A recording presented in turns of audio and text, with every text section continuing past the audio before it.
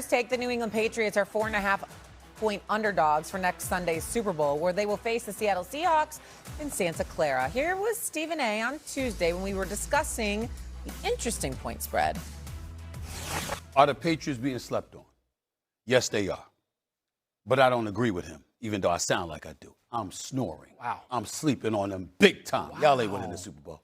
Y'all ain't winning the Super Bowl. I'm telling you to your face right now as a New England Patriot. You ain't winning the Super Bowl, okay? The reason why you shouldn't sleep on the New England Patriots is because clearly divine intervention is shining down upon them. I mean, damn, how much luck can you get? Vengeance is Seattle's. It will be exacted a week from Sunday.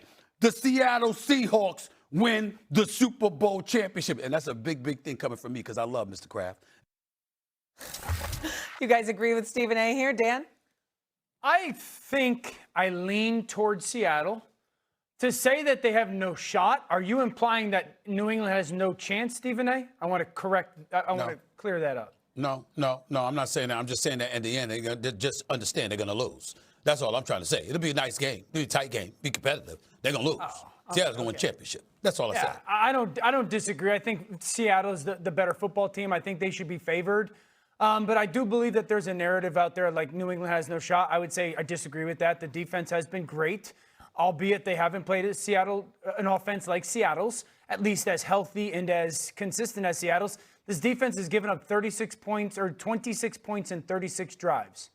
That's a preposterous number. That's the best number since the 2000 Ravens that went on to have an unbelievable performance in the Super Bowl. So I think that New England's defense keeps them in this game. It's a close game. Do I think they have a shot? Absolutely. But I still believe that the Seattle Seahawks are the favored and better team. Stephen A., man. I don't believe. Go ahead, Ryan. Go ahead. Yeah, like Stephen A., you be tripping. And I love you, dog. Like, you really my guy. Like, which one is it? You can't say you snoring on them, and then now when Dan asks you, be like, no, I think it's going to be a close game. That's two different. You made two different statements. Because J. Mack was sitting next to me, a former New England Patriot, so I had to accentuate my point. You understand? Because he had hope. He was sitting next to me just a couple of feet away from me with hope, RC, and you know I wanted to ruin that hope. That's why my verbiage was what it was. Okay, well, how about talking to you all, you understand, is a little bit different. Right. 98 Broncos played the Packers. They were, I think, like double-digit underdogs. They won that game. John Elway, right? Desmond? I think that's like, that's Helicopter Elway, right? Yes. Helicopter Elway. The Pats beat the greatest show on turf. Nobody expected that. I believe that was in Tom Brady's second year in the league. Now we're also on Drake May's second year in the league. And so it does happen. The last time the Patriots went to the Super Bowl one time and they had won 18 games out of 18 games and they lost to Eli Manning which is the only reason we're making the Eli Manning should be in the Hall of Fame argument. Hall of Fame Eli Manning? Yeah, like without that, like this doesn't happen. And so, Stephen A., to say that the New England Patriots have no chance is not only ludicrous and ridiculous, it's actually false. This team's given up 8.7 points a game in the playoffs, only 210 yards. The only team that through the playoffs that have given up less are the Baltimore Ravens in 2000. The 2002 Buccaneers gave up more than this. LOB in 2013 gave up more than this. And those are historic playoff runs. And I don't care. I get it. Justin Herbert has never played good in the playoffs, never been a big game quarterback, but they only scored 3 points. And the dude is extremely talented. Yeah, they had backup tackles, but they exploited them. There's no trio, even the trio in Seattle, which is amazing, of Reek Woolen and Devin Witherspoon and Nick Emanwari, who should be the rookie of the year. They ain't a trio playing better than Gonzalez, Davis, and Jones. Yeah. They ain't two inside guys playing like Barmore and also Milton Williams. And so to say that this team doesn't have a chance with an MVP candidate, an all-star coach, and a defense playing at the highest level is absolutely ridiculous. It's buffoonery, Stephen A. Well, thank you, dear Abby, with the black hoodie, making everybody feel good this morning. RC, I don't give a damn. Talk about ludicrous. I always call you. Want me to call you Preacher Clark or whatever? Because you're always making people feel good. You're so inspirational. I'm just telling the truth. Foxborough Burrows loving you. Let me retort. Let me right, tell you something right now. Their defense is elite. I got that part. But here's the deal, y'all. They were playing against the Los Angeles Chargers squad. Offensive line was compromised. You're going up against a Houston Texans team that wasn't much offensively, and that's even when you had Nico Collins, which you did at that game, and Schultz goes down in the second quarter. Then you go to the AFC Championship game, and Jarrett Stidham was your quarterback, and I told y'all about that, right? So you had a backup quarterback in the NFC Championship game. You had a guy in C.J. Stroud that's been struggling, and he was bereft of the weapons that he customarily was having, and we all know what Justin Herbert has looked like come postseason time. The man ain't won a playoff game yet, and their offensive line was compromised. Now, you're going up against the Seattle squad. Their defense is even more elite than New England's defense, and we know New England's defense is big time, and Seattle's is better. What's New England going to do offensively? That is the question mark. And we've seen them struggle in the postseason offensively. So what I'm deducing is you ain't going to be able to score. I'm praying it's not going to be, you're taking Sam Super Bowl Darnold. like it was a couple of years ago. You're banking on Sam Darnold. You're banking on him.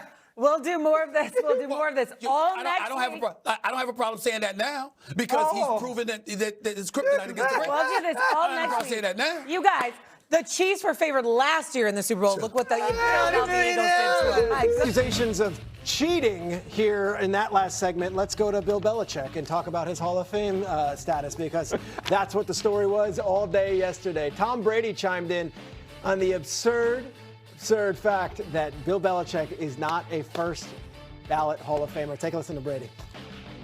I don't understand it. I mean, I was with them every day.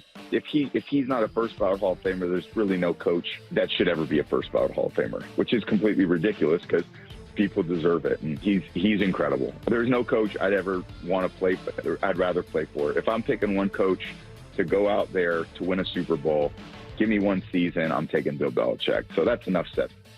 All right, then there were accusations that Kraft had something to do with it. So Robert Kraft comes out with a statement. He says, whatever perceptions may exist about any personal differences between Bill and me, I strongly believe Bill Belichick's record and body of work speak for themselves. He's the greatest coach of all time, and he unequivocally deserves to be a unanimous first ballot Pro Football Hall of Famer. Then there's a fellow Hall of Fame coach. Well, not a fellow one, but a Hall of Fame coach, and that's Jimmy Johnson.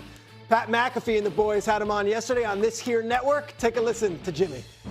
Every voter is going to say, I voted for him, which is bullshit. A bunch of them are lying.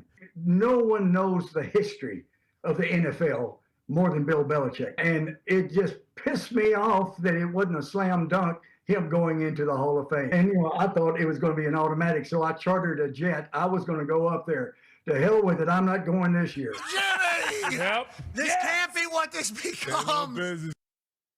Jimmy's boycotting Canton, and a lot of people are upset. Adam, you were fantastic in the first hour breaking this down. But as the texts and the conversations marinate over a day, what do you think, on this whole situation? Well, the Pro Football Hall of Fame came out with a statement yesterday saying that they're going to review this and that they're going to hold voters, members of the selection committee, accountable if they believe there are any violation of the voting bylaws. And I think what they meant by that is the fact that all this has been so public this week. These are supposed to be confidential conversations and votes. And here it is with Don Van Natta and Seth Wickersham reporting that Bill Belichick did not get entrance into the Pro Football Hall of Fame as a first ballot Hall of Famer. And that triggers a whole swirl of controversy. The Hall of Fame has never looked like this and has never been through a situation where it's gotten this much attention over an issue that has become such a lightning rod issue.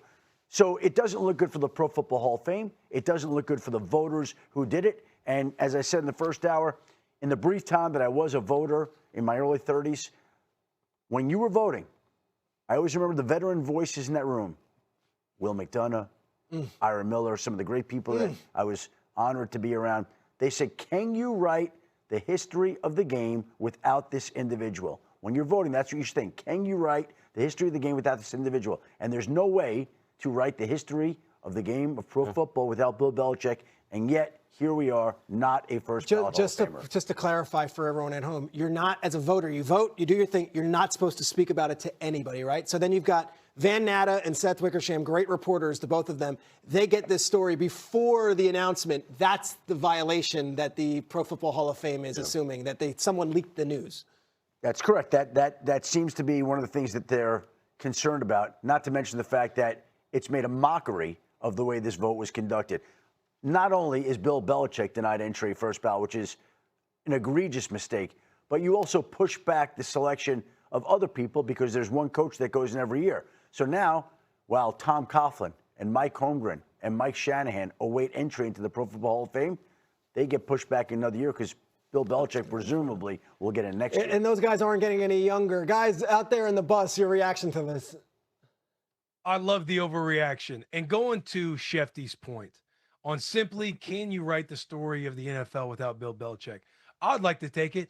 Can you write the story of Star Wars without Darth Vader? Can you write the story of Star Wars without Luke Skywalker? Bill Belichick is the most dominant head coach in NFL history. And you can break it down and try to justify any way you want. The dude has the most Super Bowls, and other first ballot Hall of Fame coaches that got in, he trumps them in statistics and winning the Super Bowl. He was a part of 8 out of the 59 that we've had. He's the most dominant head coach in NFL history, and you absolutely cannot talk about the NFL without talking about Bill Belichick. There was also a time when they won their last Super Bowl to where there's cafeteria conversations like, hey, do you rename the Lombardi trophy the Belichick trophy? Right. Like, this is how prominent this dude has been. But not worthy of first ballot. Yeah. That is, and it's crazy to think, and Shefty, I don't know if you want to shine any light on this, the fact that people make their vote and they're not supposed to tell anybody or talk to anybody about it. I'm sure there was a Hall of Fame vote group chat taking place when you're in it for 3-4 years, but this is clearly the media taking their own personal bias, seeing what's happened with Belichick the last couple of years with the off the field, the North Carolina situation, his relationship situation, and they are bringing that into something that doesn't need to be brought into, and that is the Pro Football Hall of Fame. All that stuff does not matter.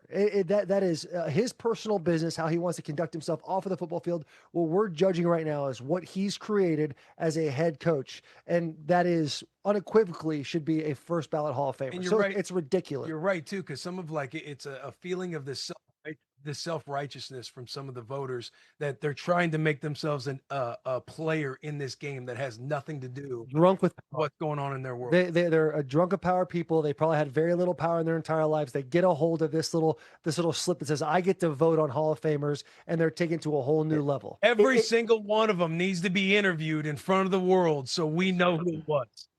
Got to find out who they were. It's more than just one. No, There's 11 of them. Yeah. Numbers. I can solve this.